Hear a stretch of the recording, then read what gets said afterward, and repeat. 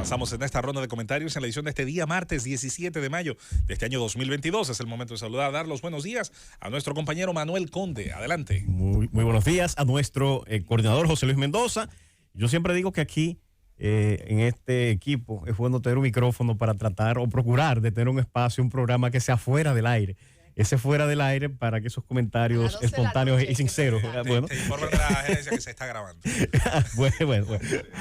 Bueno,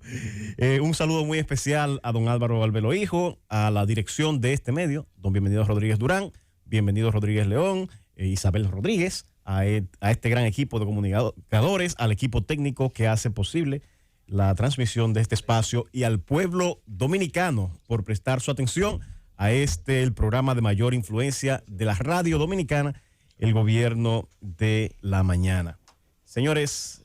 cuando se hacen los procesos de selección de los jueces de las altas cortes, en la República Dominicana una parte de la comunidad, especialmente la comunidad jurídica, presta mucha atención a ese proceso, que para mí tiene una apertura mayor tal vez de la deseable, pero al parecer ha ido dando resultados, pues permite que de forma libre todos los que tienen las condiciones que establecen la ley, sea para formar parte o para competir, opositar, para ocupar una de las posiciones disponibles del Tribunal Constitucional, de la Suprema Corte de Justicia, del Tribunal Superior Electoral, se puedan presentar. Ahora, luego, en ese proceso de evaluación, sentimos que el gran número de candidatos hace imposible un examen objetivo, un examen de calidad. De hecho, criticaba la decisión que tomaba de vez en cuando el presidente de la República, y así yo entiendo que lo recuerda nuestra compañera Susana Gotró cuando estábamos en la tarde, y José Luis Mendoza, que critiqué la decisión que tomaba el presidente de la República, en muchos casos, de ausentarse de ese consejo en un proceso tan importante, tan relevante para el funcionamiento democrático del país, pues no es cualquier cosa. Es la designación de un juez que puede, al fin de cuentas, decidir un tema de trascendencia que cambie el destino de la nación. De manera que su selección es, digo yo, de una relevancia igual o mayor que otros tantos temas que maneja el presidente de la República. Pero por primera vez en la historia, el presidente de la República delegó en muchas ocasiones la presidencia del Consejo Nacional de la Magistratura en manos de la vicepresidenta.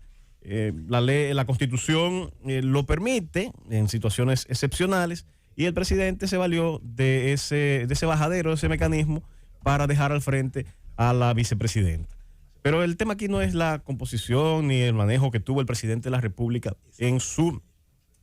rol como presidente del Consejo, sino más bien a la cantera que muchas veces se utiliza para seleccionar a los jueces de las altas cortes en procura esencialmente de la llamada imparcialidad o el no condicionamiento de parcialidad política. Esta administración dirigida por Luis Abinader y el Partido Revolucionario Moderno lanzó una consigna, y es que ha querido transmitir la idea de una separación total y plena de poderes, que es correcto, de la llamada independencia del Poder Judicial, y con ello se ha opuesto, de hecho, desde que estuvo en la oposición, se ha opuesto que no solo en las altas cortes, sino que en la Junta Central Electoral sean electas personas sin vinculación partidaria, aun cuando la ley en muchos casos no exige este requisito, y aun cuando la historia, si bien ha tenido ejemplos catastróficos de políticos al frente, específicamente de la Suprema Corte de Justicia, ha tenido buenas experiencias en otras altas cortes en las que quien lo preside, y pongo el ejemplo claro, el magistrado Milton Ray Guevara, que fue y viene de la política, de la vida política, con gran experiencia de Estado, y eso no fue óbice, no fue obstáculo alguno para él desempeñar la función que ha desempeñado, creando desde cero un tribunal que se ha constituido en el paradigma de muchas cortes constitucionales en Latinoamérica y en el mundo. Y me refiero en mi comentario a una situación que se presenta, que para mí siempre fue crítica, y es esa cantera que utilizan, especialmente se utilizó en esta selección de las altas cortes, donde una parte importante, creo que casi la totalidad de los elegidos, tanto en el Tribunal Constitucional para llenar las vacantes que estaban pendientes, como en el Tribunal Superior Electoral, provienen de la carrera judicial. Y aquí en este punto es que quisiéramos establecer una crítica en la que hemos sido consistentes,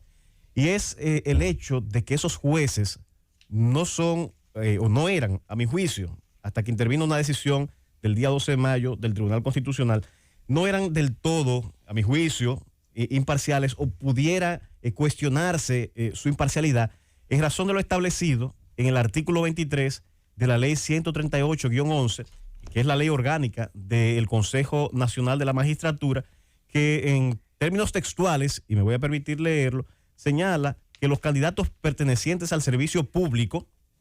si al momento de designar uno o más jueces del Tribunal Constitucional, el Consejo Nacional de la Magistratura los seleccionare de candidatos pertenecientes al servicio público, los mismos cesan temporalmente en sus funciones, a las cuales podrán reincorporarse una vez cumplido su periodo en este tribunal.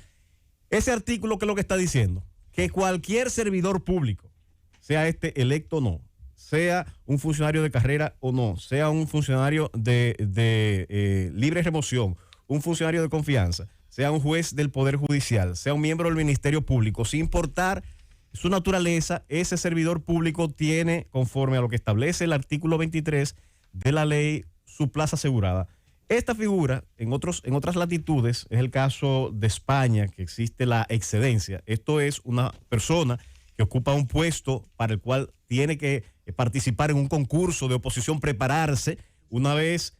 decide separarse para dedicarse al ejercicio privado o es electo a una posición de elección popular, bueno, pues ese funcionario puede regresar a su función. Y un ejemplo muy evidente fue el caso de Mariano Rajoy, que antes de ser electo como diputado era registrador. Y esa función, una vez terminó su vida política por tantos años, volvió a la misma función. Eso es un criterio que propende, primero, a dar garantía en el servicio público, segundo, a aprovechar los talentos de personas que tienen capacidades especiales, se han formado, se han forjado en una especialidad y que han decidido hacer fortuna o desempeñarse en otras funciones, de manera que siempre tienen su nicho abierto. Sin embargo, en el caso de las altas cortes es un tema complicado. ¿Por qué? Porque al fin de cuentas, el hecho de mantener un tipo de vínculo con el Poder Judicial, el caso de los jueces del Tribunal Constitucional, pudieran en cierta forma condicionar sus decisiones. Esto es, atacar lo que se entiende en buena jurisprudencia, en buena doctrina, lo que es el principio de imparcialidad, que es aquel principio que, conforme la sentencia TC 095/20, procura que el administrador de justicia no debe estar viciado por situaciones que comprometan su neutralidad u objetividad. O no solamente esto, sino que tampoco debe existir, para cumplir con este principio de imparcialidad, con ese temor que pueda tener alguna de las partes de que ese juez, de que ese juzgador pudiera darle un tratamiento desigual o inclinarse a alguna de las partes.